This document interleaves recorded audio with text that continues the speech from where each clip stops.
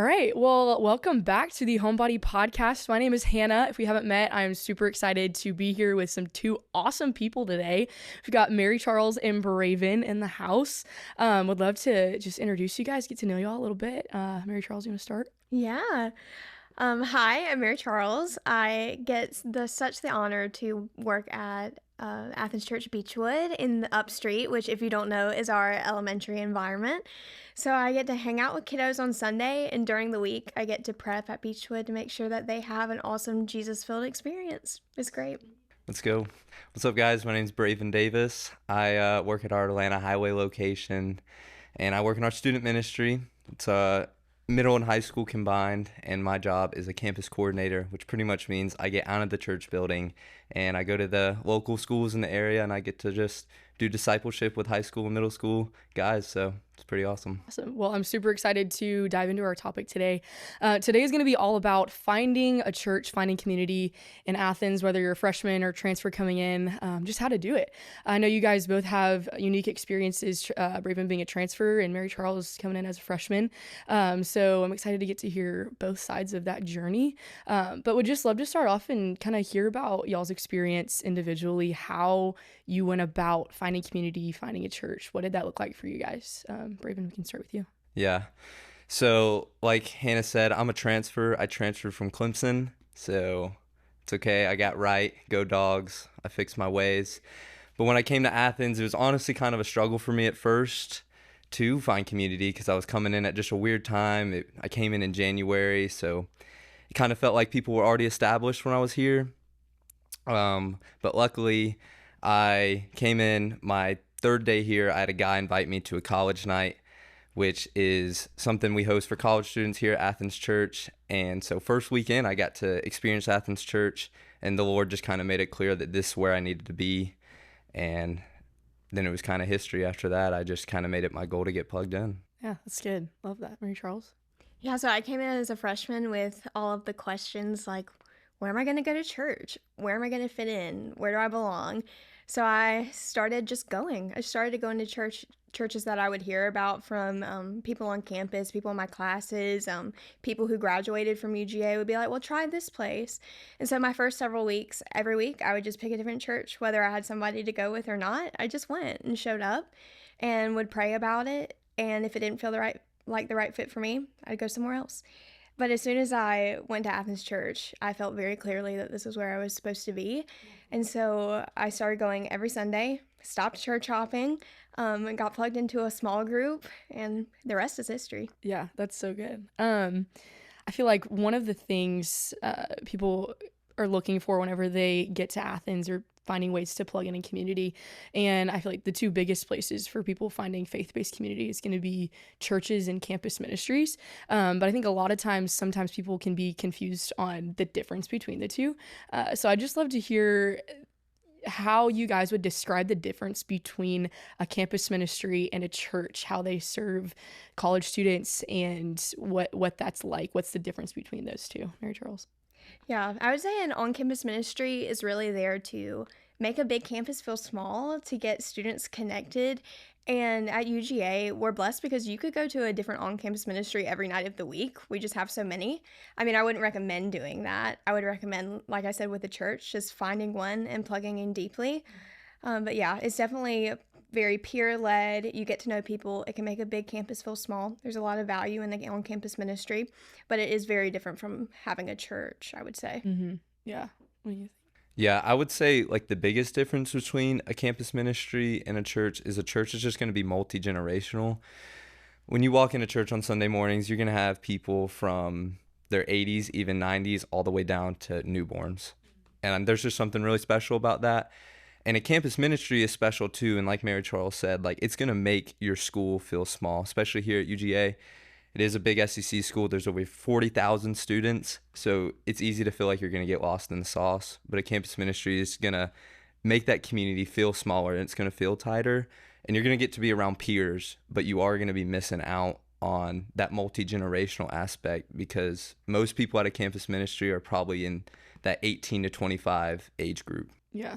That's good. You don't want to get lost in the sauce. You don't want to get lost in the sauce. Come on. You gotta find your people.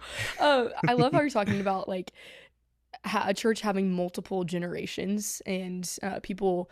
I heard this one time. Someone told me once that like it's great in life to have someone a step ahead of you, a step or like if someone that's in your season, and then a step behind that you can minister to.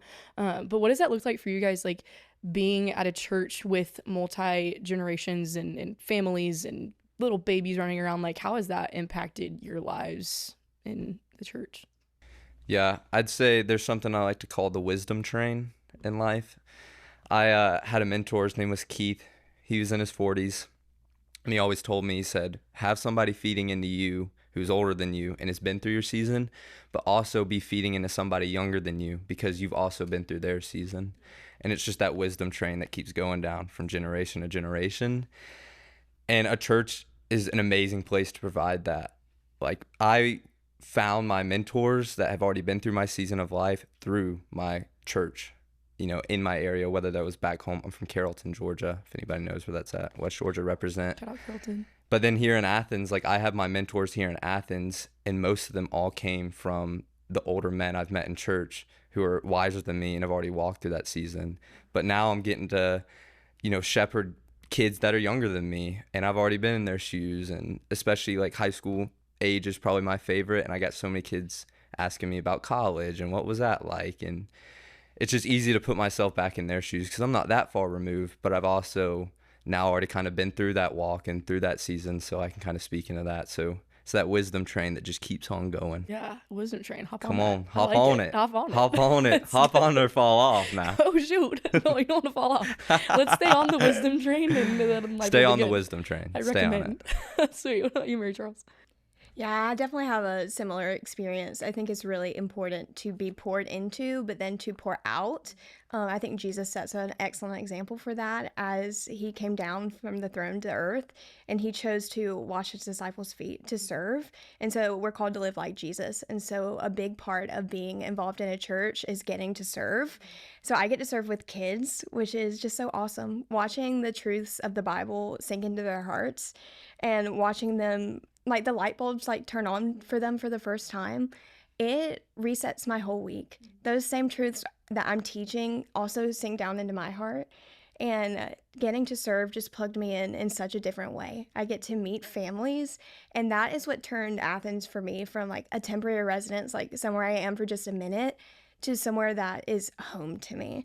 Like that was the real transformative factor, was getting plugged in, getting to serve, getting to be around families, being fed into through my excellent small group leaders, but then getting to pour out into others.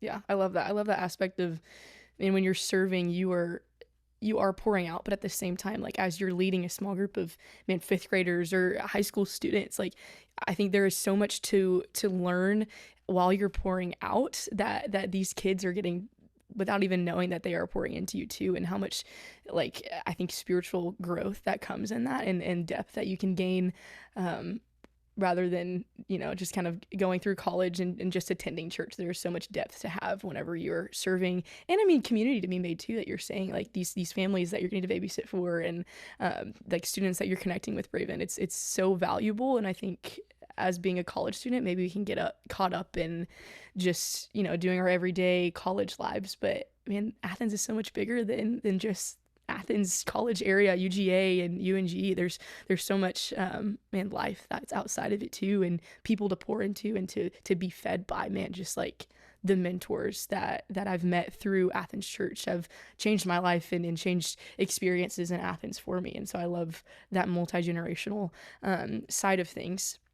But to kind of pivot, how did you guys, I know you guys both had a little bit of a different experience being a transfer and being a freshman, but how did you guys actually start meeting people? I'd love to go into depth and kind of some detail of your story and what that looked like for you, Braven, like transferring. Did you know like this is where I wanted to end up, or did you have an idea of people that you were gonna find, or just blank slate? Like how did you find people being a transfer?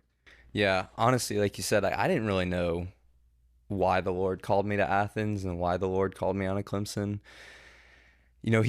I've seen his intentionality, even me just, being here right now, being able to be a part of Athens Church. I've seen his hand in that, but coming here, I had no idea what the Lord was wanting to do with me, and I didn't know where to even start. But I can tell you, I had to learn quick that if you really want to find people and if you really want to find community, you have to be willing to walk into a room where you don't know anybody. And it's going to be scary, right? It's not easy to walk in and you have that anxiety of, I mean, I'd always get anxious about, well, what if I have no one to sit with, or what if I'm sitting alone, or something like that. But the second I just started stepping out in faith and trying to move towards people is when things really started to change for me here. And I got to see those, deep rooted relationships start to grow. And even just something as simple as like having running buddies. I love to run. And for so long here, I didn't have people to run with just because I was still, like you said, it was a blank slate for me. The only guys I knew were the people I grew up with back home. And even then, there wasn't too many of them. Yeah. So, but when I started just stepping out and was willing to go and just, start a conversation with somebody, even if it was a little awkward at first, it wasn't perfect. Yeah. But I got to see the Lord really work through those things. Just be bold. Always be bold. Yeah, I love that. Mary Charles, for you being a freshman, living in the dorm, doing the whole thing, like you had those people there, how did you go about, showing up to places and finding your people? What did that look like? Yeah, so coming into school, I wasn't immediately jumping into Greek life or jumping into athletics, somewhere where I was going to have a built-in community. And on top of that, I didn't live in a very social dorm. And so my first semester was very lonely. I had my roommate who I kind of knew. We were kind of on the same page about things. Sometimes she would come to church with me, which was nice. And then I had two girls across the way, right across from me in my dorm. And so that was really it for my first semester. I would meet people in class, but those weren't really long-lasting relationships.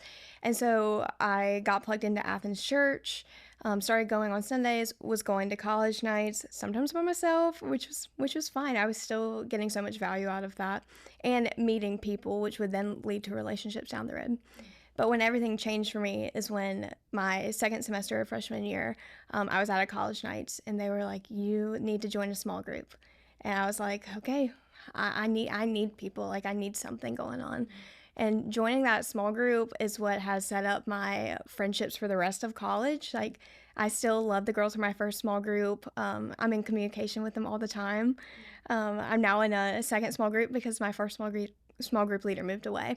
But I've met people in my second small group, and then from them I've met people, and my circle has just continued to grow, which has just been so awesome to see how the Lord worked through that one decision of me saying yes to a small group, and just to see the ripple effects of that and his faithfulness has been awesome. That's so good. I kind of wanted to dwell on something that you said, like when you first got to Athens, you were kind of experiencing some loneliness. I feel like that is a reality that every single person, whether you're a transfer or you're a freshman, like in some way, shape, or form, you're going to experience some loneliness. And it's interesting too, because there are so many people everywhere, all around you, all the time. You would just assume like, yeah, I'm going to find my people immediately. And sometimes you do. Sometimes you jump in and find a great group of people, but man, more times than not, it's going to be people everywhere, and you're still experiencing like, wait, why do I still feel lonely? And so I don't know, I'd love for you guys to just kind of like, how did you navigate loneliness and whenever there were so many people around you, and how did you come out of that? What did your experience with the Lord look like during that season? Yeah, just like speak on that. Yeah, honestly, my freshman year, loneliness is probably my biggest battle, if I'm being honest. Even when I was at Clemson or when I was at UGA, I honestly think a part of me thought transferring would fix it immediately, and it didn't. But the Lord taught me a lot through that, because I felt I only had him to rely on during that time. And there were, I started going on these like prayer walks, and I would just sit there and I would ask the Lord, like, why did you bring me to Athens? Why did I have to transfer? Just all these questions, right? I think the enemy was really attacking me, and loneliness was kind of that stronghold he got me on, because I was like, I romanticized college so much through like my whole high school career. All I wanted to do was go to college and go to this big school and be around all these people, and I thought I was, I guess, gonna be, I don't know, the king of wherever I was at. Younger me just kind of thought that way. And then when I got to college, I realized, like, wait, I'm still living real life. I'm not in some movie. Like, reality is still here, and struggles are still happening. And honestly, like I was kind of saying earlier, like that the number one cure to loneliness is community. And the way to find community is to step out and to reach out. But I had to learn too that relationships will take time. Like Hannah was saying, like sometimes, you will see people that, oh, I met my best friend on the first day of class or something like that. And that's great if that happens. And I hope that happens. But it may not happen. It didn't happen for me.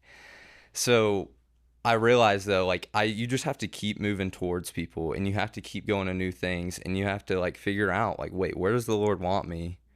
And then if it makes it clear that he wants you there, plug in, like we talked about. Like that's the point of plugging in and serving and doing things like that, because that's where those relationships can grow. And it may not be overnight, and that's okay, because that's just not really how it's always going to work. But over time, like you'll look back. I look back now, and I'm just like in awe of what the Lord's done. Even this morning, I was, thinking about what we were going to talk about today. And not that long ago, I was with my brother at the pickleball courts here in Athens. And I was just I was just so emotional talking to him. And I was talking about how I felt like I have no one around me, and how my life I feel trapped. I felt trapped in Athens, but nowhere felt like home. But then, waking up this morning today, I was like, wow, just in awe of like the Lord's faithfulness and how intentional he's been. Because now it's like I have so many people I can go hang out with, and that alone, like I'm just so grateful for that. Like it's just been such a blessing. I love that, and I know we talk about this too, but I was also a transfer coming in last fall, and I feel like thinking about it now, like looking back on it, I think one of the biggest things that I didn't expect to feel was loneliness, because you're showing up to a giant SEC school, like there's people everywhere. But just like you were saying, like how intentional the Lord is with you whenever you are in a season of loneliness, where he's just, at least for me, he was just tugging at my heart. And during that time, while there was school and things happening, while I didn't really know exactly my friend group, like I knew I had like the ultimate friend right next to me. Like I could open my Bible, or I can open a book and just be like, man, how cool is it that I just get to be with Jesus right now, and grow, and maybe in a season that I won't ever get back again. I look back now and I won't. But I like in that time where I thought, man, this might suck really bad because I don't have a lot of people.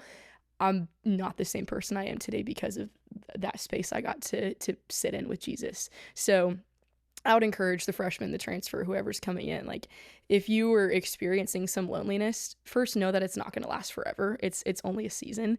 You will find your people. It might take longer than others, but ultimately, man, take advantage of that season that you get with Jesus, and tackle that, and dive in and get as much as you can before coming out of that the Lord will bless you with people. Pray for people, man. Like that's one of the biggest answered prayers I think that I got, that I would go into my quiet time every morning and be like, God, like who are the people you want me to be with? Like who do you want me to minister to? Who do you want to feed into me? And he will answer those prayers in his timing, or whatever timing that is. But Mary Charles, what about you? Like as a freshman, like how did you go about like loneliness, and did you experience that? What did that look like for you? Yeah, I really relate to so much of what you said about how the Lord can use a season of loneliness to draw you to himself and show you maybe a new side of his character. I will say, coming in as a freshman, not really having like a person in Athens, I felt like loneliness became my identity. I felt like I was constantly in a sea of people and entirely alone. But the Lord was able to use that season to take my relationship with him really to just a new level. Like I feel like that is the moment when I like hit my knees in my freshman dorm, like I am alone. Like I am in a new place and I am alone. That the Lord was like, you are not alone. Like I am with you always. Like I had heard that my whole life growing up in church, like the Lord is always with you. No one can snatch you from his hand. But it took experiencing that to realize how true that it was. And it is a season. It is not your identity. Yeah. Loneliness is not your identity. Absolutely. I love that it's a season and it's not your identity. Like you don't have to get caught up in it. You don't have to sit in it. Like you will come out of it, but take advantage of it whenever you're there. It doesn't have to be a bad thing. Like you can grow so much in the Lord. And too, man, you can build some confidence. Like your loneliness, like I know all of us, we had to show up places alone, and because we didn't know anybody, but sometimes you just got to take that step, and Yep. that might be when you meet your best friend, when you show up to a college nights alone, or like whatever it may be alone. The coolest things can happen whenever it's just you pulling up to a place. I don't know, but it's really fun. Just to kind of transition, here's the next question. What is one thing that you guys wish that you did sooner, as being a freshman now, going to be a senior, and as being a transfer? What do you think? Yeah, I would say my number one piece of advice is grow where your feet are and be all in. A wise man named Dabo Sweeney once said that. But in all seriousness, something that really hindered me my freshman year was that I wasn't all in, and I was kind of just riding this surface. Like, I wasn't going deep. And I should have realized sooner that the Lord placed me here for a reason. I transferred here for a reason. And for the incoming freshmen or the transfers, you're coming for a reason. Like, there is a plan for you. The Lord's already seen ahead. If you weren't meant to be here, you wouldn't be here. So, take that, get confidence in that, and make that decision like, okay, I know I'm here for a reason, or I would have never came. So the next thing I need to do now is I just need to go all in and grow where my feet are. The Lord has you exactly where he wants you, and you're going to impact the kingdom, right? Like, that's the whole reason you're here. I heard a powerful quote from a guy named Rob, who's been mentoring me here in Athens, and he was like, you came to UGA to get an education or to do this, but God really brought you here so you could experience more of him. It's the only reason you're here, and that goes for everybody. God only brought you here so you can know him more and know him better, and you'll be able to take these experiences with you from here on. Yeah, man, I love that. I love how you're saying that, if the Lord brought you here, like, you were meant to be here. I heard someone say one time, like if the Lord has you in a place, like, he's gonna sustain you through it. Like, he didn't bring you to this place just for you to go flail around on your own. Like, he's gonna get you through what he wants to get you through, and there's gonna be a purpose and an outcome through it, and there's fruit and all the things. But what about you, Mary Charles? Yeah, my biggest one is definitely serving. Like, I am such a proponent of serving. I think it is so important and obviously outlined by Jesus, so we need to follow his example. But also, I just want to say to the incoming freshmen, like, we need you. Like, Athens Church Beechwood needs you. Upstreet needs you. These kids, it is so important for them. They love a college student. Like, there is a way that a college student can connect with a child that a true adult really can't. Like, they are such in awe of a college student. And so you can really connect with them. You can make an impact, whether that is in a kids ministry or whether that is greeting a new person on a Sunday morning. Like, for a college student to walk up and see another college student there, like, smiling, welcoming them, finding them somewhere to sit, getting them connected with other people. No matter where you choose to serve, like, you are needed, and God can use you in a powerful way in the kingdom. Yeah, and you meet people through it. You do. You make a community of other people who are serving while you're pouring out for other people. That's so good. As we kind of wrap up our time here, is there anything that, like, you guys had on your heart that you wanted to talk about, or anything that we didn't get to mention today? Yeah, I would just say, I really encourage you again, try out campus ministries, try out churches, but find where the Lord wants you to go. And like I was saying earlier, just take that step, go all in, talk to those people, fight that anxiety, fight those nerves, and you're going to see the Lord's intentionality. Like, I know God's character, so I know you're going to see the fruits from those things. So, yeah, that's good. And you, Mary Charles?